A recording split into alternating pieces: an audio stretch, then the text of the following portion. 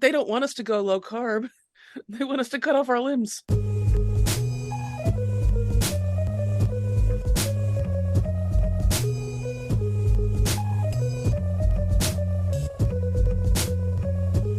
Hello, fellow netizens, and welcome to Scandalous Games, the show where we take a closer look at video game-related controversies. I'm Kevin Impellizzeri, and I do the research and share a story of a video game-related controversy to my friends.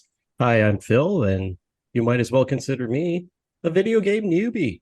I'm Andy Hunter, longtime gamer, mostly in my Nintendo corner, and just a recent learner about the ways of Killology. I'm Kate, and since we last met, I've been working on my musical about Dave Grossman. We don't have a title yet, but as soon as I figure out a rhyme for Killology, I'm all set, and I want you to help me. All right, so here we are back for more exciting conversations about the self-proclaimed killologist, Lieutenant Colonel Dave Grossman, who, as we learned last time, was a longtime soldier who eventually got a commission at West Point to become a psychologist, taught there for a little bit, eventually ran the ROTC program at Arkansas State University, and put together a very, very terrible book called On Killing, which we are going to continue to talk about today. Last time, we took a closer look at Dave Grossman's argument in On Killing that violent media, including those nasty interactive point-and-shoot games, as he calls them, are responsible for insidiously conditioning young people to become remorseless killing machines. And today, we're going to start looking at how Dave Grossman came to that conclusion by examining some of his source material. As I mentioned last time, the self-proclaimed killologist describes himself numerous times in On Killing as an historian. Now, while I was never clever enough to make up my own academic field and declare myself an expert in it, I do have both the PhD and crippling student loan debt of someone professionally trained as an historian. So if Dave wants to play historian, then I'm going to spend some time treating him like one by critically examining his book as a work of historical scholarship. So buckle up, because we're going to do some fucking grad school level historical criticism on this book. Specifically, we're going to address the central argument of On Killing, that American soldiers had a natural aversion to killing and needed to be psychologically conditioned to take another life on the battlefield. But before we do any of that, there's something else I want to say. Get over here. That's right. Continuing on from our last episodes, we are playing Pokemon or prescription medication. So whenever anyone gets like things are feeling a little heavy with the talk of Dave Grossman, I will say a name to you all, and you will have to guess if it is a Pokemon or a prescription medicine. So, our first one this week, Illumise. Illumise? Yes.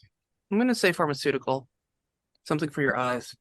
My first thought when I hear Illumise sounds like I'm leaning towards Pokemon, and it sounds like an evolved form. Like maybe there's Dim Blink, and then Dim Blink evolves into Illumise. It feels like a progression. So I'm gonna say Illumise. And then the fully evolved form was aluminum. What? Yeah. All right, yeah, I'm going Pokemon. All right. And Phil? This feels like the hardest one yet. I think it could go either way. It's a real toss-up for me. So I'm just gonna go Pokemon. All right. And those who guessed Pokemon are correct. Illumise is a bug-type Pokemon introduced in Generation 3. It does not evolve into or from any other Pokemon. It is basically the female counterpart to Volbeat. So they are both Firefly-inspired Pokemon, but for whatever reason are pure bug-type and not bug-fire. Opportunity missed. Yeah. Nor is there a light type for Pokemon, because that would also make sense. But that's Illumise. Or to be honest, I feel like I have in my head pronounced it Illumise. I don't know if that's true. I feel like I've also heard people say Illumise. So I don't know what the canonical pronunciation of any of these Pokemon are. Kevin has brought up a picture of Illumise for everyone to see. I like its color scheme. I like that purple, blue, yellow color scheme it has. Yeah.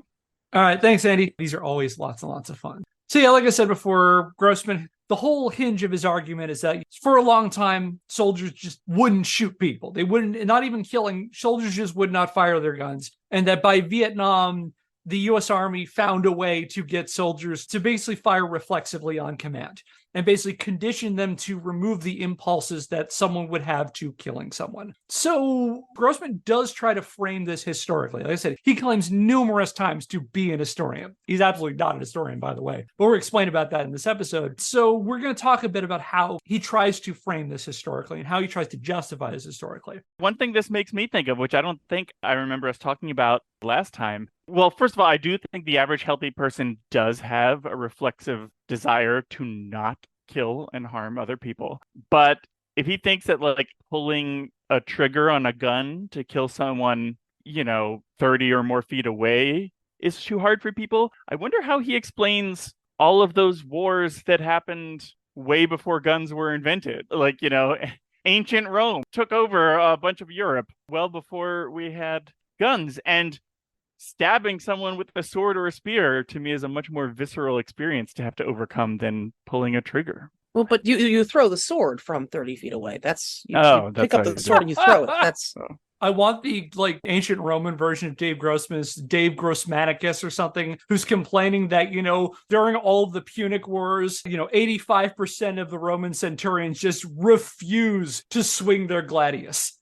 Just absolutely refused. They had to be conditioned to kill Carthaginians or whatever, Well, anyway, I know he's such a rigorous historian, so I'm looking forward to his explanation about that. Again, his central argument is that American soldiers had a natural aversion to killing and needed to be psychologically conditioned to take another life on the battlefield. Now, let's imagine for a second that one of us was writing this book. What kind of research do you think you would need to do to come to that conclusion? That soldiers have a natural inclination to not kill people, even if it means risking their own lives to do so. What research do you think you would have to do to be able to make a claim like that?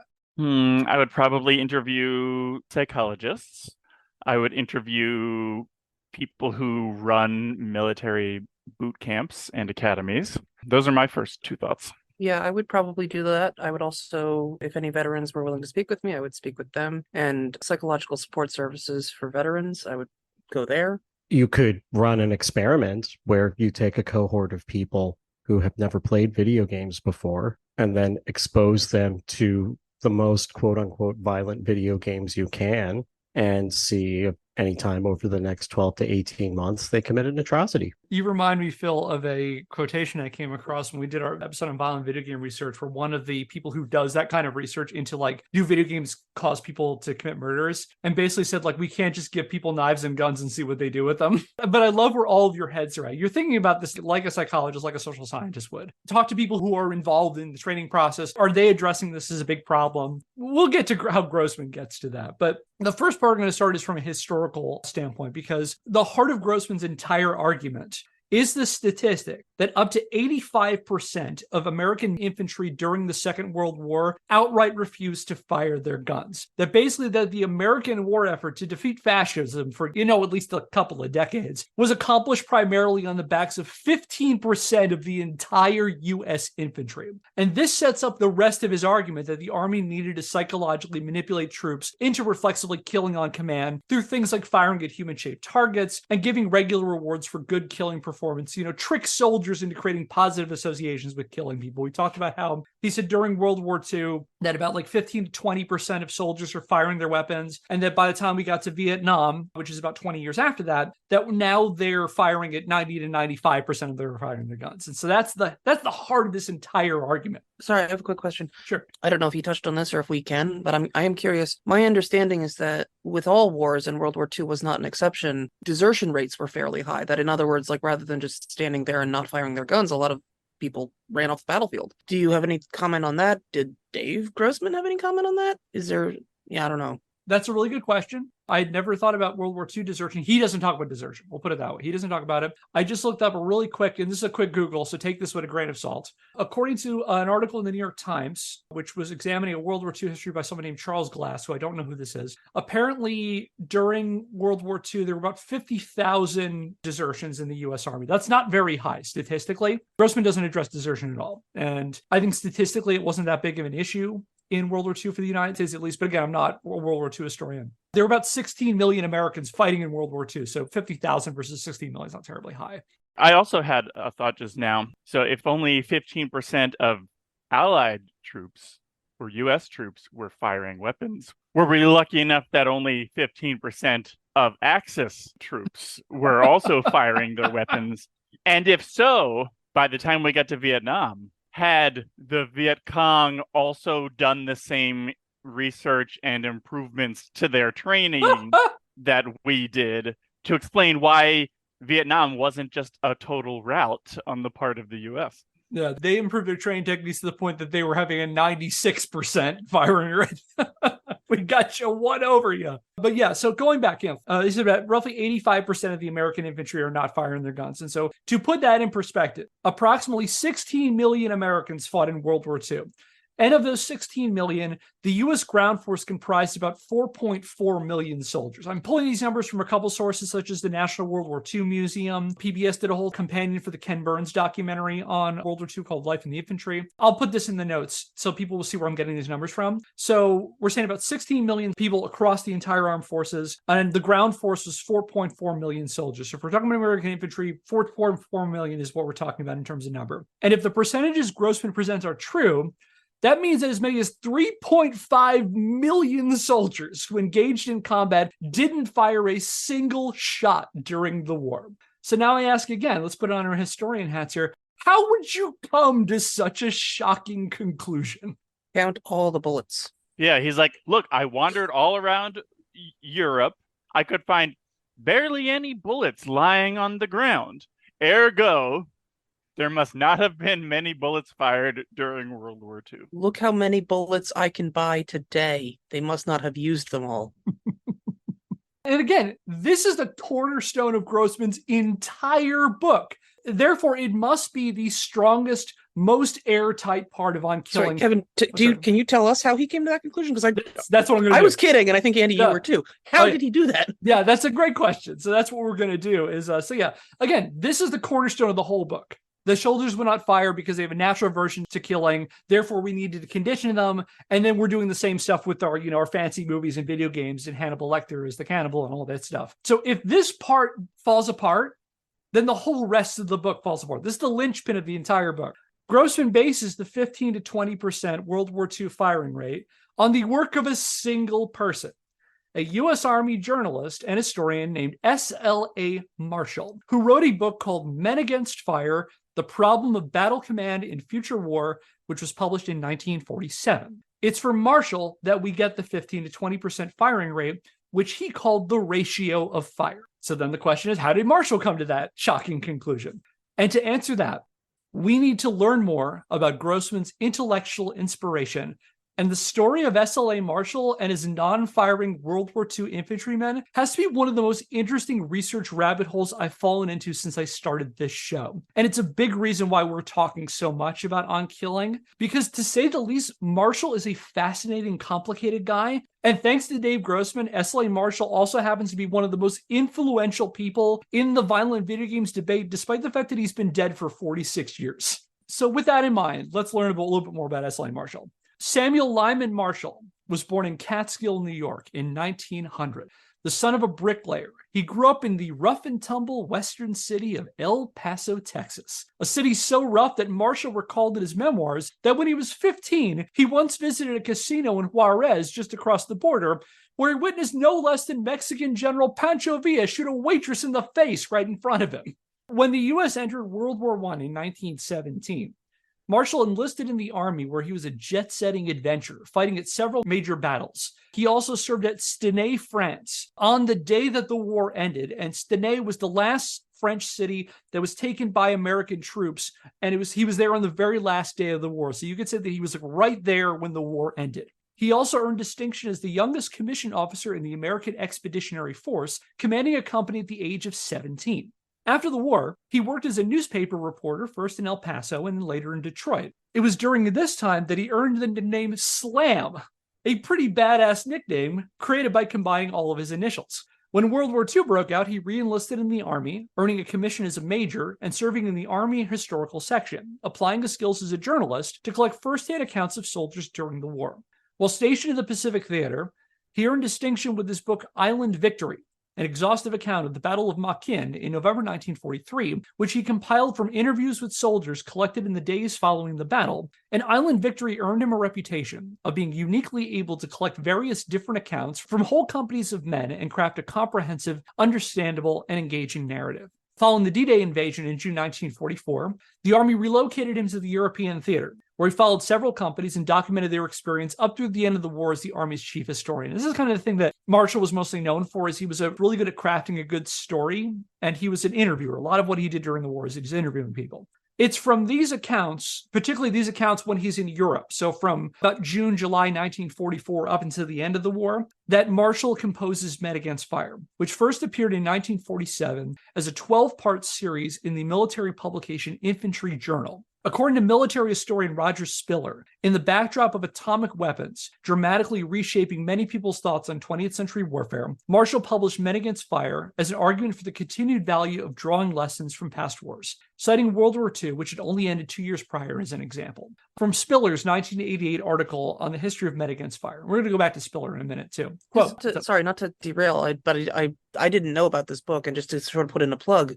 Sure. There's a really good episode of Black Mirror from a few years ago called Men Against Fire. I didn't know what the title came from. I'm guessing it's this book. It's about a young soldier who's fighting in a future war, and he's got everyone's got these sort of like brain implants. All the soldiers do. And they're in some Eastern European country, and they're fighting and shooting and killing at close range these extraterrestrial looking creatures. And the twist is at the end, like, his thing gets damaged and malfunctions, and he sees they're killing human refugees. And they were all the soldiers were tricked into killing humans by thinking that they're these extraterrestrial creatures. That's a great observation. I can't imagine that's a coincidence, because Men Against Fire, skipping ahead, became a pretty influential book in certain circles. So that's a great observation. So yeah. So the context that Roger Spiller talks, he's a military historian, is that Marshall is writing this book, we are now living in an era where the atomic bomb exists. And there are conversations over whether or not you're going to see conventional warfare anymore. Has the bomb rendered warfare obsolete as we know it? And Marshall is basically saying, no, that's not true, because we need to take into account the experiences of the soldier, the contributions of the soldier. So this is what Spiller wrote about Men Against Fire and the context of its writing for an article in 1988, quote,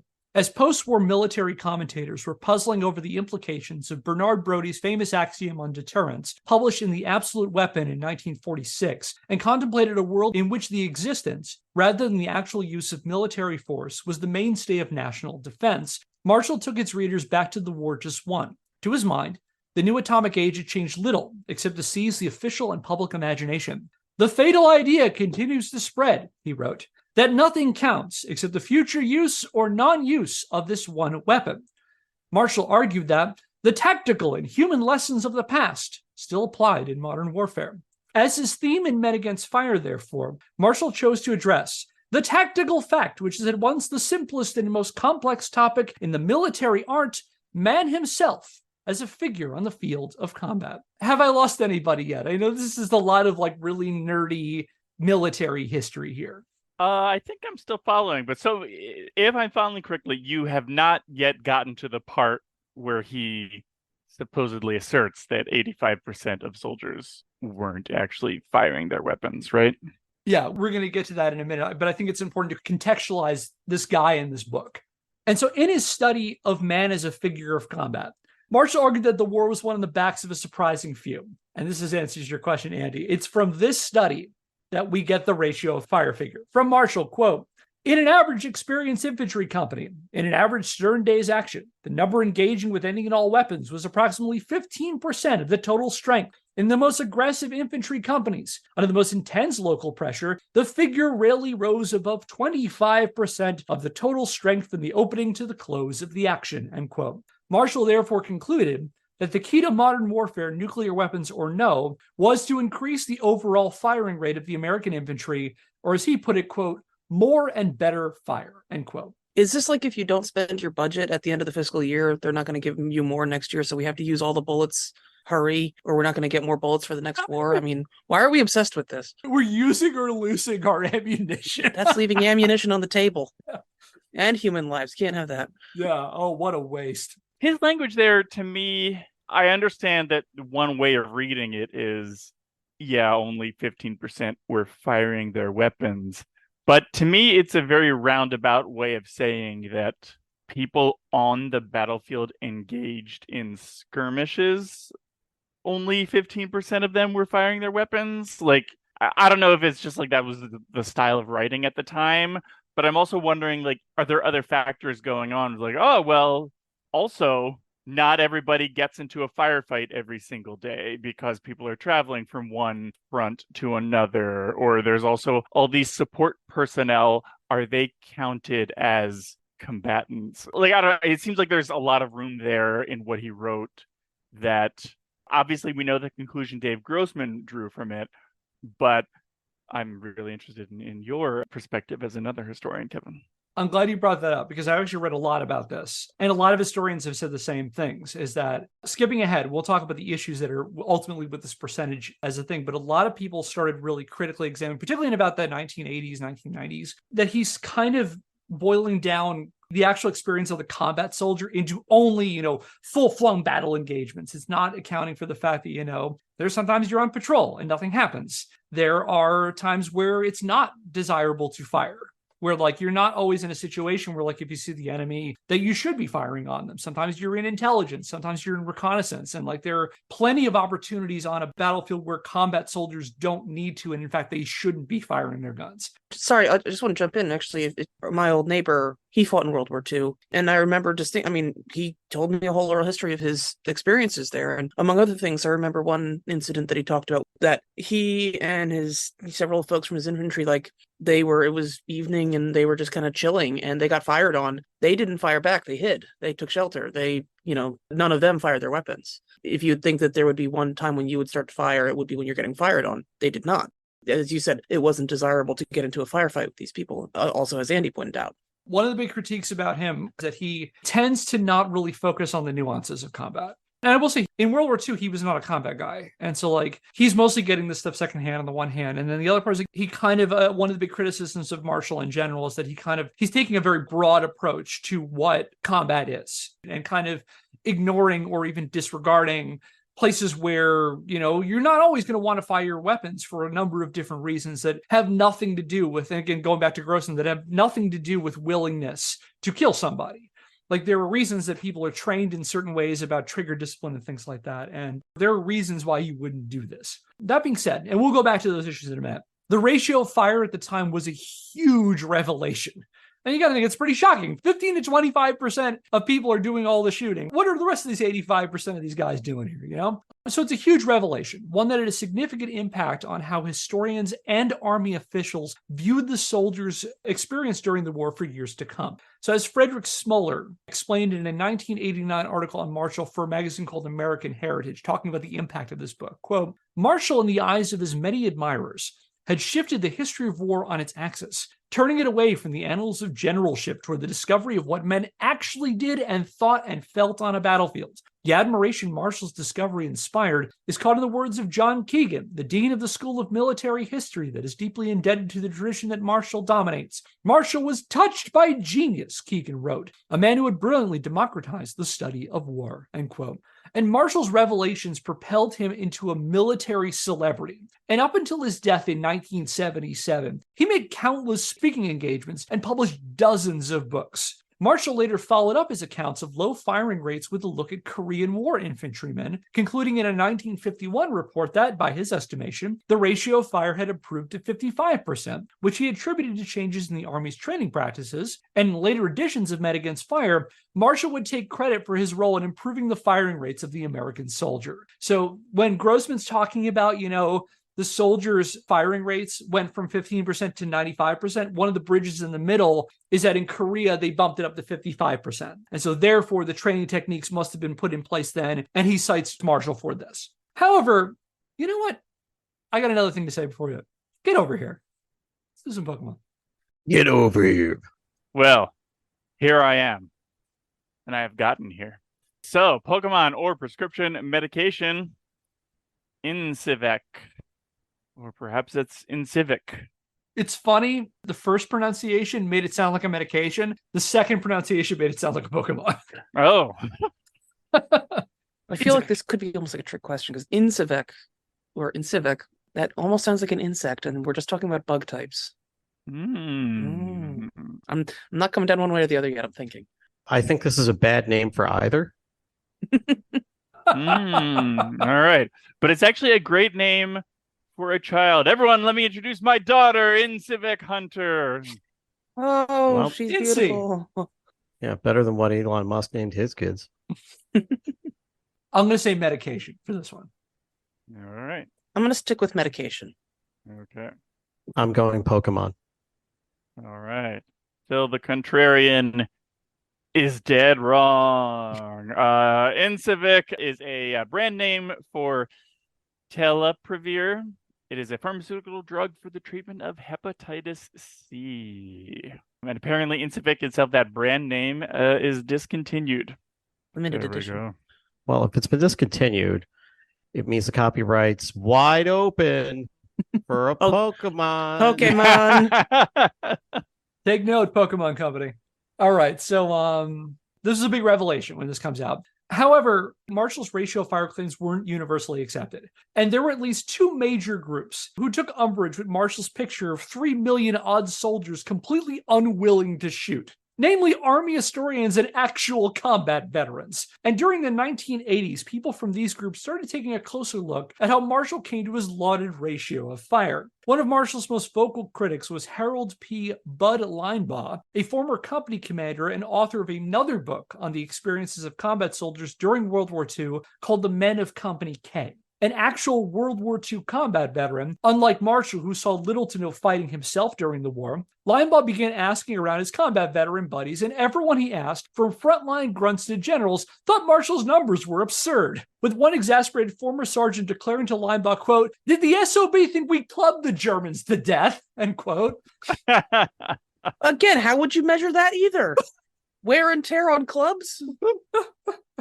Linebaugh shared his doubts to Roger Spiller, the guy I mentioned before. He was an Army historian stationed at Fort Leavenworth in the 80s, and the two started digging deeper into Marshall's 15 to 20% firing rate. So how then, going back to the question we keep asking, how did then Marshall come to these numbers? Marshall claimed he came to the figure after extensive interviews with companies of soldiers coming off combat engagements, so literally asking them. And during the war, Marshall had developed a technique that he called the interview after combat, which involved gathering up groups of soldiers in the immediate aftermath of a combat situation and interviewing them en masse. So a whole group of soldiers, after they come back from a battle, he starts asking them to talk about their experience during it. And in hours-long interviews, sometimes done over several days, Marshall talked with the soldiers as they collectively developed their account. He later boasted of this method, quote, "Piece by piece, we put it all together. The story of the night's experience came clear as crystal. It was like completing the picture of a jigsaw puzzle," end quote. However, the exact number of companies Marshall claimed to have interviewed changed over time.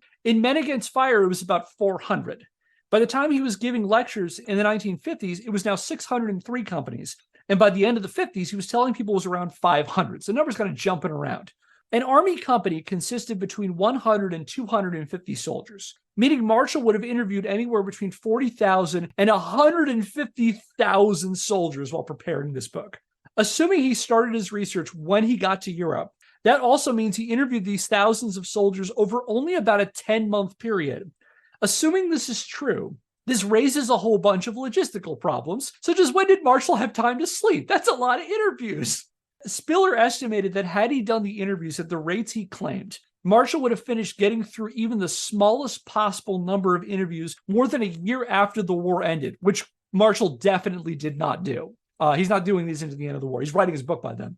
Logistics aside, Spiller came across an even bigger problem. There was no evidence that Marshall ever asked his interviewees how often they were firing their weapons, which seems to me like a bit of a problem when you're claiming you know how often soldiers were firing their weapons. Marshall was not a copious note taker, and none of his surviving records report any statistical data related to firing rates. On top of that, people who worked with him couldn't recall Marshall ever asking anyone whether they fired their guns. For example, John Westover, who was Marshall's assistant during a bunch of his interviews in Europe, neither remembered Marshall ever asking anyone about it, nor could he recall Marshall ever telling him he was looking for firing rates in the first place. All these and many other problems led Spiller to conclude in a 1988 article that S.L.A. Marshall's shocking revelations that as many as 85% of American infantry never fired their guns during the Second World War were, from an historical perspective, absolute bullshit. Or as he put it, quote, the systematic collection of data that made Marshall's ratio of fire so authoritative appears to have been an invention, end quote. Later adding, quote, Marshall's ratio of fire cannot be proved, end quote. So what do we think about that? So, first of all, it seems like he made up his numbers. And even if the numbers were true, how could you attribute that to anything? So I feel like his argument is indefensible for a number of reasons, but maybe it's one of those situations where if you're just the first person in the space to claim something, it's the fact that it's not true is not something that's ever really going to be. It's not like there's going to be a great debate on television where somebody unpantses you in front of the nation and, you know, your career is ruined. It's just one of those things where maybe nobody's ever going to call him on it or can call him on it effectively. Yeah, and from what I've read, it seems like very few people while he was alive called him out on this either. When you said this and I just forgot, when exactly was this research put out by him? He published this in 1947. Yeah, I mean, Phil, that's a great point. Like, it would not shock me if people just took it at face value that he'd done all this research, because this is really shoddy research and no one's really questioning it. Because, like, I'm not an expert in that. I could say, that seems surprising and odd to me, not what I would expect, but it's not so shocking that you're like, well, that sounds like BS, and that you would actually want to dig into it. Yeah, I mean, I'm just like, for this historian who is debunking him, I feel like the phrase "his numbers could not be proven" is, for like an honest historian, I feel like pretty strong language for debunking him. And Kevin, as a person who has relatively recently defended a PhD, that would fly, right, for you? Like, you do research, you generate some numbers, you just don't kind of write anything down. You just say, this is my overall feeling. This was the vibe I got. That would fly for your defense, right? There is a certain assumption in levels of the academic community, again, this is me talking as a failed academic, is that there's a certain degree of good faith that people operate under, that you've done your due diligence and you've done your research. Now, that being said, there are numerous examples of when people either fudge the numbers or, as we're going to see a little later in the series, when people maybe they just completely made up their numbers. But I don't know the amount of times you see that, how often that happens. There's a very notorious book in historian circles by a guy named Michael Belisle called Arming America. This is a book that was kind of a big revelation in the early 2000s. It was basically arguing that American gun culture is not as big as you think it is. And it went back to, I think it was estate records from around the colonial period, the creation of the new republic, that said that guns weren't really something that people listed on their estate things, which led Belisle to conclude that gun culture was not really a big thing for early America. And then paralleling that today with, the American obsession over guns. And the nature of the topic got people looking into it. And in fact, he got a lot of publicity for this. He won the Bancroft Prize, which is kind of like the closest equivalent is kind of like the Nobel Prize for history. It's a big award for historical scholarship. And then people started looking into his numbers, and it turns out he fudged a bunch of them. And that became a huge scandal in the historical community. He lost his Bancroft Prize. He was roundly discredited. And so it does happen, but I'm not sure how often it happens, because I think a lot of the assumption of a lot of people particularly who work in academia, is that everybody's trying to operate on good faith. And the other part of this I think was interesting is that, this is a time period we think about online misinformation being a thing. This has always been an issue. And how often are people going to pick up a book? Say it's you're in the 1950s, say you're 1950s, it doesn't matter the number, but say you're picking up, you want to learn more about the war that just ended, and you pick up this journalist who has written a dozen books about World War II, so you assume he's an expert in it, and you read this, wow, he's just 25% of it. So there's a certain authority he has. He was a big figure in World War, again, he was a major, and he was the lead historian for the U.S. Army. So people assume that he has this authority behind him. And so there's a certain inclination, I think, to accept what he says because of who he is. Now, that being said, there are tons of examples of very big people, including George Bancroft, the guy the Bancroft Prize is named after, who was a historian in the 19th century, who made tons of shit up. So I think there's an issue about how quickly he would have been caught on this, and whether or not people are willing to accept whether or not something that people know as an expert is true. It's something we constantly work with, something we still have to deal with today. And that's where Marshall is, I think, with this. And that is going back to what you said, Andy. That is one of the greatest, biggest accusations that you can make against an historian, is that your sources are false or they're falsified. If you're making up data, that's the cardinal sin of historians. That get you in a lot of trouble, or you'll become a Fox News analyst.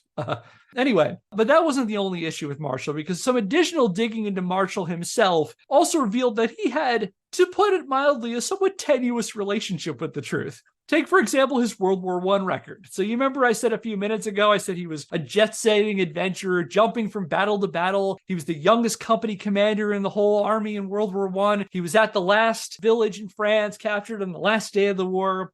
Yeah, none of that was true.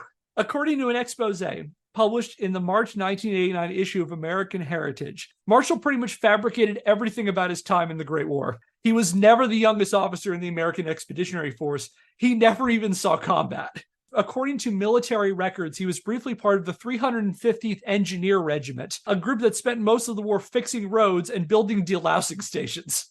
How often did he fire his gun? I'm just curious. Never. Well, I can't say never, but he was a support guy, so he would have No, not... he kept doing it. They kept telling him to stop. Stop shooting at louses. We have stations for that. Well, or maybe he's like, listen, look, if you count the number of delousing stations I built as each of those is, 1,000 lice killed, I'm personally responsible for the deaths of 10,000 enemy combatants. There were some shifty lice there. Also, look, I'm really trying to up our averages. I've been keeping track. I've been counting the bullets. We're only at like 12% firing rate. I really want to jack us up if I can. He's the brave little tailor of World War I killed 7 million in one. He's just got a giant sack of spent shells that he's dragging behind him. He's been counting. So yeah, he never saw combat. I think of that joke from the end of that speech in beginning of Patton, where he's like, 40 years from now, you're sitting on your fireside with your grandson on your knee, and he asks you, what did you do during the Great War? You don't have to say, well, I shoveled shit in Louisiana. You know what? You could just be a dude who makes up his military record and becomes an expert on things. Also, kids are stupid. You could tell your grandson anything. Yeah, I fought aliens on a faraway planet. And when it comes to people who take a polarizing stance, when it comes to world wars or World War II or any type of military, they can always just take one of those nationalistic hardline stances. Like if you were to say to me that I made up those stats, it's like, what did you say? That you hate freedom? Why do you hate America? Are you saying 9/11 didn't change things? Because 9/11 changed things. Yeah, but then my response is just stolen valor, stolen valor, stolen valor. No, you stole valor. No, you're stolen valor. You're stolen valor. No one can take away the amount of lice that SLA Marshall killed. Mom, Andy stole valor. Verdun, Mom, Andy stole my valor. Kate stole it first. No, I didn't. So, well, at least, even if he made up his military record, at least he has his awesome nickname of Slam to fall back on. I mean, except if my initials spelled Slam, I would require people to call me that. Yeah, me too. Except there's a problem with that. He also made that up too. So his name was Samuel Lyman Marshall, and basically he found a family name that started with A and added it to his name so that he could be called Slam. Because otherwise people were just calling him Slim, and it's like, oh, damn, that's not badass at all. So a lot of pressure to stay thin my entire life. I would have called him Slum. Slum.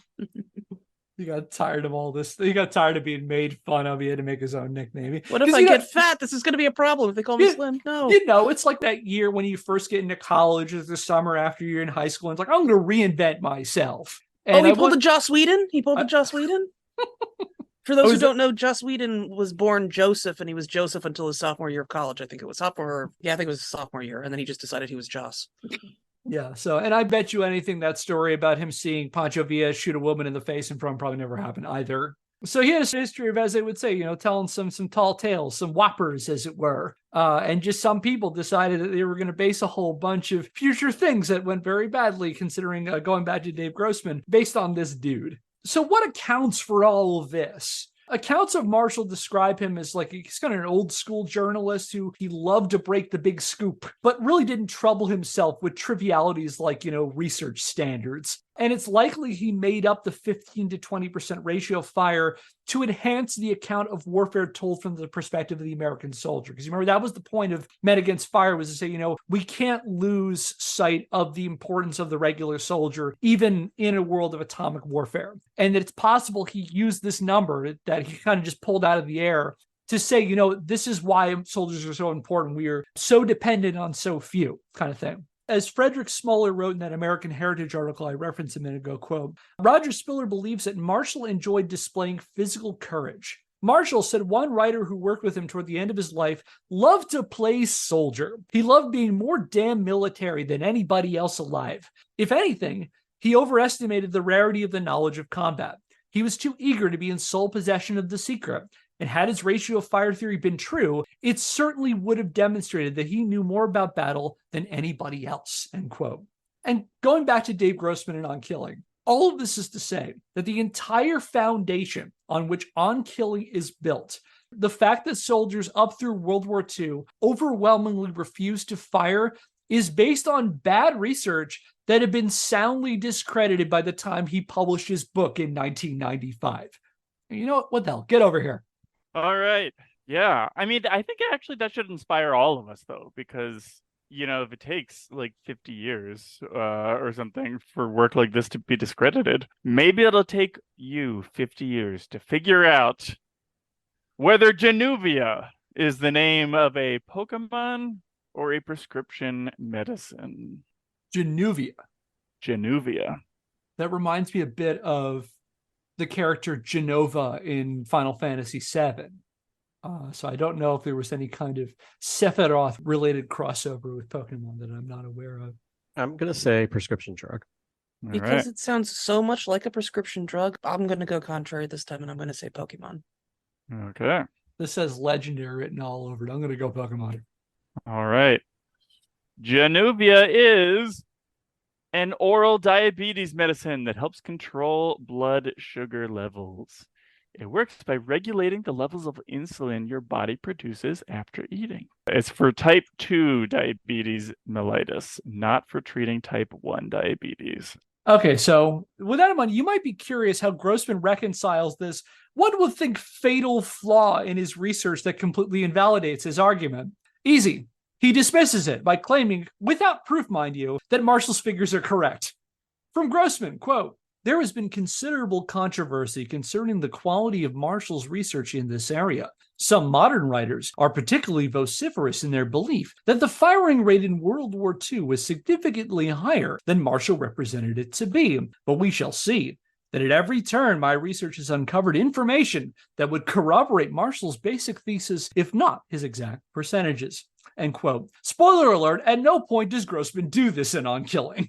In fact, as the years have progressed, historians have only become more certain that Marshall's ratio of fire was completely made up. He basically completely disregards any criticism of Marshall, basically saying, they're right anyway, and my research says that it's correct. And even though at no point in On Killing does he ever make any effort to back that up. Kind of reminds me of the classic line, "I'm Homer Simpson, I mooned for rebuttal." It's a flashback episode of The Simpsons when Homer and Marge met each other. He was on the debate team. Oh, yeah, I But remember an this, argument, yeah. he just mooned the other team. So. Nuh-uh. That's why I stopped posting fact check things on Facebook to You were getting mooned way too often on Facebook? Well, yes, that to my conservative relatives. I eventually just realized at a point, I'm doing a lot of work to debunk various, COVID conspiracies and things like that. And they would usually answer by saying, no, that's not true. That's the discourse. And it's very hard to contest that because you're basically talking to a wall. You're not going to change their mind. Well, and it's also the reality is not reality, right? This is the state of reality until it contradicts what I want, and therefore then it's not that state. I remember there was a journalist who she went to at the polls, and there was somebody there who was protesting against Trump who had a recording of him saying they'll grab them by the pussy, and it was just on the loop, and just playing it over and over again, grab them by the. And there was this older white lady who was, pro-Trump, and she's sitting there, oh, darling, and, ready for people to go in and vote for Trump. And the journalist basically said to this person, how is that okay with you? What he said, what he said, what we're hearing as a recording of his voice, he said that. And she's like, oh, well, who hasn't said that? And the journalist was like, she's like, I don't use that word. Have you said that? And the woman just looked deeply offended, was like, well, no, of course not. And it was just it's like these two things can't be the same. You know what I mean? These two things can't be true at the same. Oh, who hasn't said that?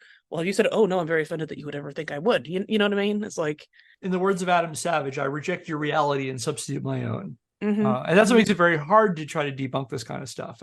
But yeah, it's more of a feeling, isn't it? It's not facts, it's feelings. Facts it's a are vibe. Feelings. Feelings are facts. Yeah, it's a total vibe. Speaking of contemporary issues, in addition to basically just disregarding any kind of things and just basically making up stuff and say, yeah, it's real. It's actually real. It's actually real. Doesn't matter what you said. On top of that, Grossman claims that the American military establishment, critics, and veterans themselves have spent the last several decades suppressing the truth of millions of non-firing American riflemen, a practice he calls a conspiracy of silence. So we're getting in conspiracy theories here too. Now, Grossman doesn't attribute this conspiracy of silence to any kind of malice. He doesn't think they're deliberately suppressing him, or more, he thinks they're doing it for good reasons. He argues that the silence over Marshall's conclusions are the product of two factors. People unwilling to accept the truth that the vast majority of American soldiers wouldn't fire their weapons in World War II on the one hand, and on the other hand, that the changes in training that brought the firing rates to near 100% by Vietnam, that's what Grossman talks about, basically made Marshall's low ratio fire a moot point. So you see, he's pro-troops because he believes that the U.S. troops in World War II were just terrible at shooting Nazis. But anyway, they were the greatest generation at not shooting Nazis. That was sounding like it was an aim issue, not so much a pulling the trigger issue. I thought before they just didn't want to fire their guns. Yeah, it's a willingness to fire. They're not firing at all. Yeah, he's a greatest generation truther. They've had it. Okay, so it's like a can't or a won't. Oh, you can't shoot them or you won't shoot them. Yeah, it's basically a won't shoot them or over a can't. And so as we've covered, the idea that Marshall's ratio of fire had somehow been suppressed deliberately or not is completely false. Men Against Fire, as I mentioned before, received almost universal praise in both military and historical circles. Several reputable World War II scholars in the decades that followed its publication uncritically cited Marshall's ratio of fire as fact, and the Army allegedly did modify its training techniques in response to Marshall's claims, although how much they actually did it is a subject of debate. He published 26 books after its release, and he performed countless speaking engagements to soldiers across the country. Marshall could not have been more mainstream had they made a Hulu mini-series out of him. So the thought that people are covering up his claims to protect the Army's reputation is complete horseshit. There's no basis in that. And Grossman also completely sidesteps the reasons people took issue with Marshall's claims, hand-waving them away as well-attentioned veterans looking to save face, or as he's been arguing more recently, people with a personal vendetta against Marshall. It's like they're just being mean to Marshall. And pro tip, anytime someone claims to be imparting secret knowledge to you that has been suppressed by various entities for many years should be a red flag for you. And you can learn more about that in my upcoming book, Everyone But Me is Stupid and Lying. I have a foreword in that book. But I'm about to leave this podcast. So offended. I mean, just to try to metagame this a little bit, it seems like if you're going to be some type of pundit, like the first thing you have to do is fabricate the argument that you're arguing against. Like there's a war in America today, or, lizard people are taking over the government or something. And I'm assuming the reason people do that is because it's effective. So if you're going to trade in that, does it even really matter if the facts you're basing your stuff on actually exist? And all that to say, I think the reason somebody like him goes about this is because, it's effective. You're appealing to a group of people who don't want to actually know if these facts are true or not. God damn it, you're right, but that is so fucking depressing. Yeah, but it's true. It's like, this is what I want. This, adheres to the reality that I wish was the case. So I'm not going to question it. And I can point to this as something that makes sense, right? Okay. I'm not trying to shoot down the value you're providing, Kevin, to, an audience of people who hopefully do care about facts and, what is falsifiable and stuff like that. But I guess it's just me trying to make sense of how people like this are popular. It makes them so much fucking money too. It's because it's dangerous on two levels, because on the one hand, you are propping up and supporting this one dude who is making these ludicrous, unverifiable claims and then presenting them as an expert and advancing his message. And on the other hand, you have people who are, skeptical for a number of different reasons, who have specific axes to grind, who can now point to this book and say, this is definitive truth, that my worldview is validated. And take anything, vaccines, the flat earth, the lizard people, whatever. You can now point to, here is this expert. And did you know, he used to be a professor at West Point kind of expert, that we have this person that we can point to who validates my worldview. And I don't need to listen to other people because, again, as he says, they're just hiding the truth. This is the real truth here. And yeah, it's really dangerous and like it's bad and but it's so fucking effective. We fall for it every time. Yeah, it just makes me think that if there's a market for a message, then your qualifications and backstory will write themselves and be supported by, whoever your message is in service of. This might not be the greatest analogy, but I was actually watching a YouTube video earlier about the magazine Women's World. If you've been to a grocery store once, you've seen a copy of this magazine. There's on the cover of seemingly every issue, it's like some miracle diet, lose 14 pounds in 2 days, lose, 5 pounds in the next 3 hours or whatever. And it's always some miracle, quote unquote, miracle diet, some quote unquote secret ingredient, some magic bullet. I'm using a lot of air quotes here for like how to lose the weight. And it's like, eat chicory root and you'll just, the weight will fall off. Do this or do that. And look, there's a medical expert who comes in. And if you actually look at the article, there's no real basis. And in fact, often enough, there's something like, oh, by the way, the person who was citing the article who lost a whole bunch of weight, like I'll make something up here, but it's like, oh, they also went extremely low carb or they went keto and they started exercising 4 hours a day, high intensity interval training, blah, blah. It's like, oh, so it's not this, but. Or they were also like a prisoner of war. Right, exactly. Or it's like, but it would make me feel nice to know that if I eat 2 artichokes for dinner, I'm going to lose 15 pounds by next Tuesday. Wouldn't that be nice? So, I'll do that. I'll just buy this and I'll buy into it and I'll keep buying into it. By the way, which episode of Women's World is lose 5 pounds in the next 3 hours? I got to read that. It was, I'll find it. It's not exactly that, but it is something ludicrous. Like, I think it was lose 14 pounds in the next 72 hours. I was like, cut your leg off? What are we doing? I was going to say, how long does it take to cut off your foot, They've got Carrie Elwes from Saw on the cover. They want us to lose weight by sawing through our ankles. They don't want us to go low carb. They want us to cut off our limbs. I think you all make a good point there where it's like, not only that, it's like, if you're a venal grifter who wants to get publicity and money and doesn't care about the message, then it's real easy because like, sorry to go back to the dieting thing, but Jilly Juice was another thing, right? It was that whole weird diet thing where it's like cabbage and Himalayan sea salt and water. I think it was that green juice stuff where it's like, this will make you lose tons of weight. It'll make you really healthy. It can regrow. She actually said it can regrow limbs at one point. And it was just total bullshit. But people wanted to believe that it was really good and healthy for you. By the way, it's really important that it be Himalayan sea salt. If you get sea salt from Bhutan, it's not going to work. They'll explode.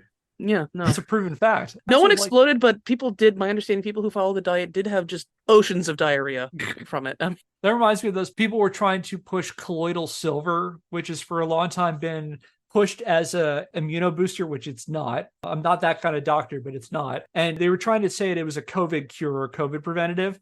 And so people drank a lot of colloidal silver. And what a fun thing about it, if you drink too much colloidal silver, it turns your skin blue. Look it up. It's fun. But you remind me, like, there's a lot of intersections between, like, diet fads and then, like, a lot of portions of, like, the right-wing griftosphere like this, where it's like, we are floating a bunch of crazy ideas. And it's almost market testing to see what the audience attaches to. Like, there's a really good podcast called Knowledge Fight. And Knowledge Fight is these two guys who analyze InfoWars. And one thing they talk about is one thing Alex Jones likes to do is he will just pitch a whole bunch of crazy conspiracy shit. And he'll kind of see what things his audience latch on to. So do I want to say, China conspiracies? Do I want to say about vaccine conspiracies? Do I want to say about, the people who were killed at the Newtown shooting were crisis actors or whatever? And you see how the audience reacts, and then you adjust your content based on that kind of thing. And there's a sort of market testing. Again, if I don't care about the message, if my only care is about making money and getting the clicks and engagement, making people think I'm an expert, then I can do that. And using diet is also a good example because it becomes so malleable. Well, keto wasn't the thing now. Now it's, it's our limb hacking theory. It's whatever it needs to be to the point to of it, keep them like, the message. It's like, I'm sorry to interrupt you, but like, to that point, now it's low carb. And I do recall part of the whole going low carb culture. If you read some of these diet books, it's, hey, so you've been sold the whole low fat, no fat diet your whole life as a way to lose weight. That's bullshit. You can eat as much fat as you want. Just avoid carbs. And whether it's true or not, I mean, there are benefits to any sort of diet. Again, I'm not a dietitian. I'm not saying what anybody should eat, but you're right. There's some of that marketing that it's like that thing that hasn't been working for you. Well, that's because that's not true, but this is true. For the record, even though Kate isn't a diet expert, they are a killology expert, which is why Yeah, Kate's on the podcast. yeah, thank you. Yeah, I am still working on a rhyme, but I'm thinking that if we just all get invested in Jilly Juice, most of you will be dead before we get to the end of this series. So, and then I get to take over the podcast. Yeah, I was reading about this. I skimmed rather that article I posted about the Jilly Juice. Apparently, among other things, it says it can quote unquote cure things like autism spectrum disorder and being gay. I mean, this is pretty awful. She's still at it. She's got an Instagram where she like tells you to do this stuff, and I think she still has books that you could probably go to Barnes and Noble and buy. It's pretty awful. If I were gonna try to like grift someone, I would try to make my claims both miraculous, but also like not so miraculous. Because if somebody's like, "Oh, this juice will help you regrow a limb," then I would be like, "Well, everyone would be all over this. People would all be using that." Yeah. I would be like, it might help you regain lost hair or Right. something, because Your that's skin like, will look nicer. Yeah, right. yeah, like, all right, yeah, there's plenty of room for like, there's not like every doctor in the world would be all over it if it helped to regrow limbs, Yeah, there's some really crazy claims for it. And I will tell you, I'm not the biggest fan of Dr. Phil, but she was on his show and he basically put her on so he could roast her. And it was pretty funny. Like he talked about the limb regrowing thing and he had like a container of the juice. He's like, okay, so do I drink or just pour it on what do I do? Do I pour it on the stump? Like, how do I regrow the limb? And, Phil, you mentioned the whole Himalayan sea salt thing, and this was something that really made people mad. A couple years later, she talked about how, like, no, this is a real thing, but you can just use regular table salt. The only reason that I specified it had to be pink Himalayan salt was because at the time it was a diet fad, because, Himalayan sea salt has a lot of vitamins and minerals in it. And so I did that so that it would fall more in line with what people were already embracing in diet culture. But literally, you could use any kind of salt. It's like, now wait, because I can go back and cite chapter and verse years back when you started this whole poop cult thing where you were saying, no, it has to be pink Himalayan salt or it doesn't count. And you literally just said it doesn't matter. And they still get to do what they want because, again, nobody, like, people want to believe what they want to believe. I want to believe that if I have fermented cabbage, water, and salt several times a day, I will lose weight and regrow my limbs and be smarter than ever or whatever. And it's like, you're not willing to recognize the reality, if that makes sense. Who doesn't want juices that'll give them reptile powers, Maybe the reptile people. Oh, there's so many delicious looking flies on the other side of the room, and I'm just too lazy to get up and get them. But if I had reptile powers, I would just stick out my tongue and grab those flies, Evolve today. There's a really nice rock outside and it's so warm out. I'd like to just sun myself. But as a human, I sweat a lot. Only I was a reptile. All right. I think that's a great place to end on. So we will pick up our discussion about Dave Grossman and look closer into some of the rest of his also not terribly great source material behind On Killing next time. So until then, that will do it for today's episode of Scandalous Games. If you like what we're doing and want to help the show, subscribe or follow us wherever you get your podcasts and leave us a rating. If you want to learn more, check out our website, scandalousgamespodcast.wordpress.com, where I publish the show notes and the sources for every episode. Our theme music is Occam Secret by Seek Knowledge via the Free Music Archive, used under a CC BY NCSA 3.0 US license. If you have a question, comment, or idea for a topic for a future episode, email us at scandalousgamespodcast@gmail.com. And until next time, I'm Kevin Impellizzeri. I'm Phil Thomas. I'm Andy Hunter. Okay. Thanks for listening. We'll see you next Scandal. Subscribe to Fat Roll Gaming on YouTube.